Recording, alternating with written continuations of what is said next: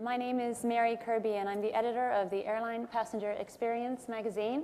Welcome to our panel, What Passengers Want? The elusive question. I've got amazing panelists here. I'd like you all to introduce yourselves, please. I'm Kevin Miller, Head of Insight for Inc.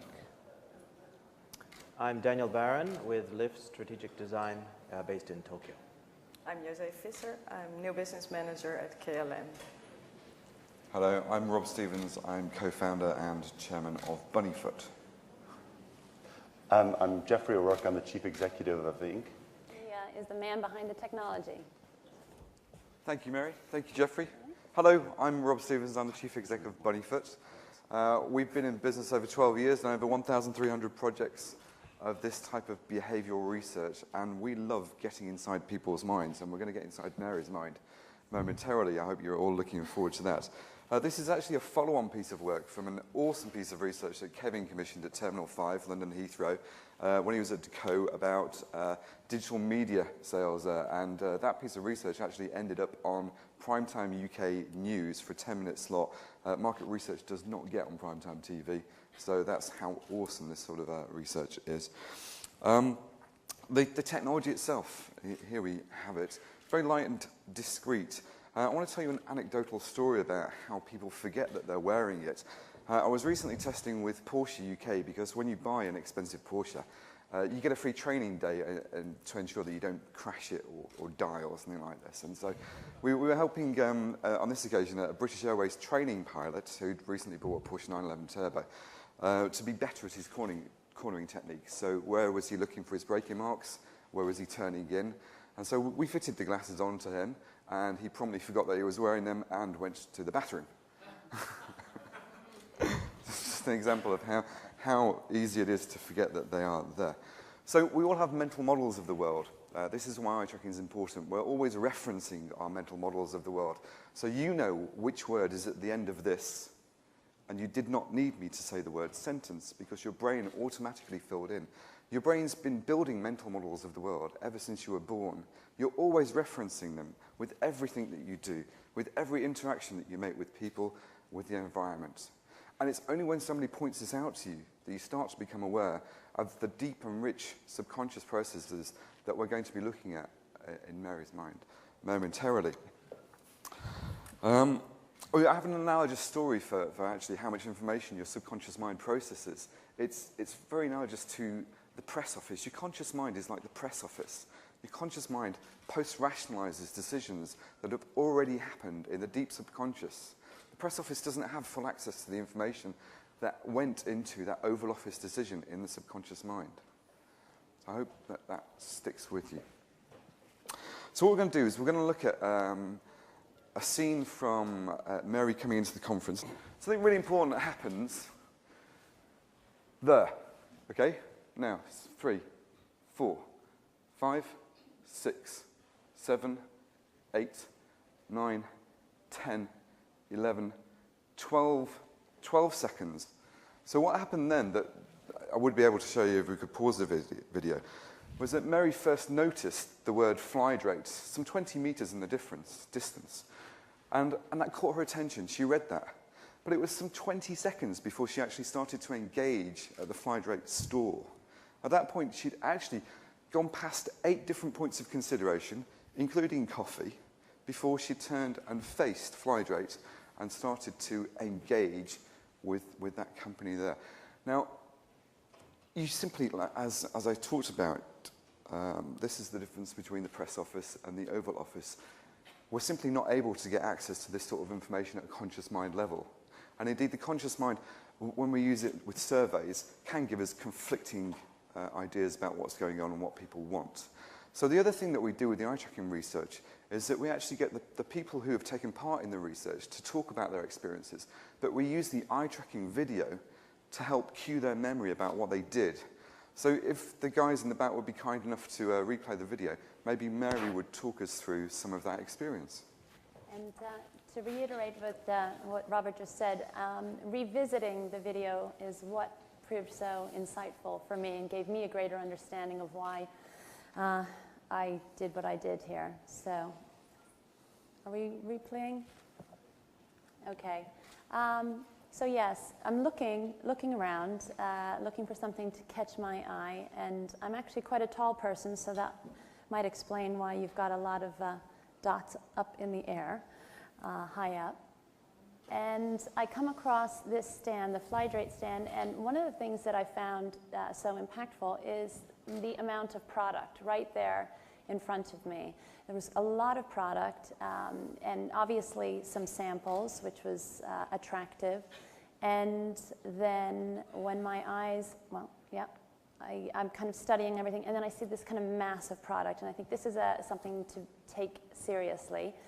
Flydrate itself, then, I thought, that's interesting. It sounds like hydrate, and hydrate sounds like something that we need in flight, and I had just been on a very, very long trip with a number of legs, and including my final leg, in which I found that I did not hydrate as well as I should have, and my feet swelled up. And so at the end of my flight from Dubai to Singapore, and Robert can attest to this because he was by me, I could not get my feet into my shoes at the end of the flight, and they ended up giving me socks to wear into the airport because they had swollen up so much. So this product kind of spoke to me on a number of levels. And then, of course, I found out through talking with Flydrate that they, in fact, have a product for enhancing not just hydration, but circulatory system. So I found the product very enticing on a number of different levels. Thank you, Mary. So as you can see there, this combination of the ability to get inside that subconscious processing, things that Mary wasn't even aware of about, she'd started to make that decision 20 meters away. And we're sampling at 30 times every single second, far, far faster than anybody is aware that the subconscious mind is working. So let's move on to the next slide, please, but let's not play the video just yet. I want to introduce it. So by this time, Mary and I had got onto the flight at KLM to Kiev. We'd spent about an hour together, which was enough for her to become bored of my conversation. And she starts looking around and sees the magazine. In fact, what she doesn't see, the magazine, what she sees is the top of the magazine. So as we play that video, please, we can see her looking at the top. Now just think out of sight, out of mind, because that's exactly where this magazine is, until she picks it up and starts to flick through it. She looks at the adverts, content. Indeed, Mary, do you want to talk about Yeah, no, this is the KLM magazine, and which is actually beautifully done. But my eyes were obviously drawn to a lot of the flashy advertisements, and then naturally kind of jumped over to some of the editorial as I scrolled through, and then ultimately landed on a piece that I wanted to read. And since we have KLM here with us, curious, what do you think when you see this video in terms of, is that the type of readership response that you were looking for? Eyes attracted immediately to the advertisements first? I think that's what the advertisements should do, indeed. So it proves that it works and it calls attention. Yeah. So I think that's a good Yeah, a good proof of what.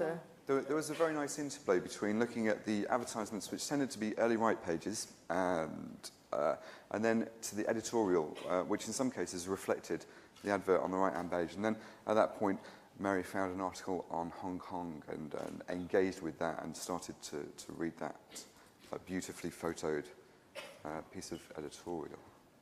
What's quite important is that the adverts are in synergy with the editorial, and that's a very good example of how that can work very well in a well-designed magazine. Absolutely. If I could just say one thing, what was interesting to me was that there's a conflict often in seat design or cabin design. People in marketing and product want the magazine to be visible, instantly visible to the customer. But inevitably, the seat winds up being designed around other factors, this being the most important one. And or weight, how many seats you can pack in, does the table fold down properly? And so unfortunately, seats are not driven by revenue from magazines, they're driven by more concrete and cost-related issues. particularly in business class, by the time you pack in all of the features that customers tell you they want, you realize, oh crap, there's no more space for a magazine. Unfortunately, it's sometimes that way. And the best thing, well, what I try to tell clients is, let's bring in all of the pieces from your airline, all the people from your airline, from the different departments, and really plan this thing properly so that everything is taken into consideration and nothing becomes an afterthought. Unfortunately, there are a lot of afterthoughts. Indeed. So let's move on to the next. Thank you, Dan. Let's move on to the next slide. I'm going to come back to that point in a moment, if I may. So this is the Fly Dubai new fit out, and this is Mary boarding the plane. So can we play that video, please? And maybe Mary, she can talk us through. Yeah, so the Fly Dubai, Boeing 737 with the new sky interior. Immediately upon boarding, my eyes are drawn to the new large bins, obviously that differ from the older 737s. And the sky interior, I guess it looks like the video is gone, but... Can you replay the video, please? The sky interior, obviously known for its LED lights on the ceiling, which my eyes are definitely drawn to. There. Then, of course, there's a bit of chaos. So indeed, it happens very quickly, but you know, Mary's vantage point, she's able to see and notes the size of the bin. She lingers momentarily there, whilst she has almost a little mental hiccup. Ooh, that's a surprise. Interesting. And then moves on very quickly. For a normal consumer, this wouldn't have even registered in their conscious mind. Kevin, you look like you want to say something. It's interesting what we said earlier, that when you look at your footage of your viewing, you find that you have understandings of your behaviour you would never have guessed. And this comes through time and time again in eye tracking. And you probably didn't even know you looked at the bins, particularly you probably thinking of the lighting. Yeah. But now you look at it. Absolutely, and because I had I've flown so much on 737s, this was my first time being on board the new 737 with the sky interior. So I was fresh blood in this regard, and yeah, it was very, very impactful. Yeah, definite difference, and of course the bins immediately struck me. One of the great things about the bins actually was that we had so many people. It was a rather full flight, plenty of baggage, and there was still plenty of places for us to put our bags, and it really made a huge difference. But yeah. So Mary's walked through the cabin. As you saw, it's actually a rather busy flight, and she's just about to sit down, and I want you to really pay close attention to what happens on her seating. So play that video, please.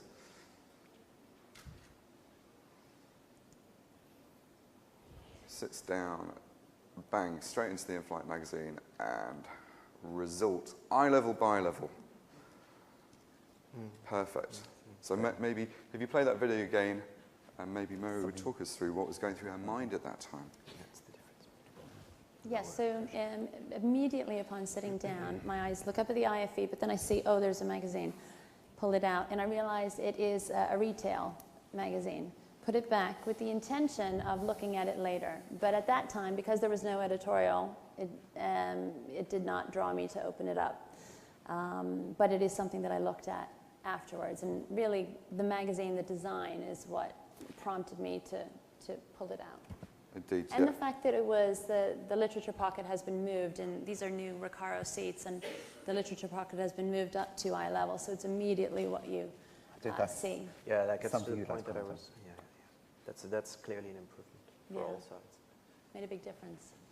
So as you can see, by using a combination of eye tracking to get inside Mary's subconscious mind, and then using it as a memory cue to get her to talk about her experiences, we get very valuable insight to both the subconscious processes that she's using to move around the world, to interact with it and other people, and then the conscious mind and her own articulation, motivations, the why of what she's done. So that's it for this part of the research. We're going to be continuing on from here, I think, to Hong Kong and then on to the United States to complete the around the world part of this tour. And the rest of the research is going to be documented, I'm sure, by Apex Mary and Inc.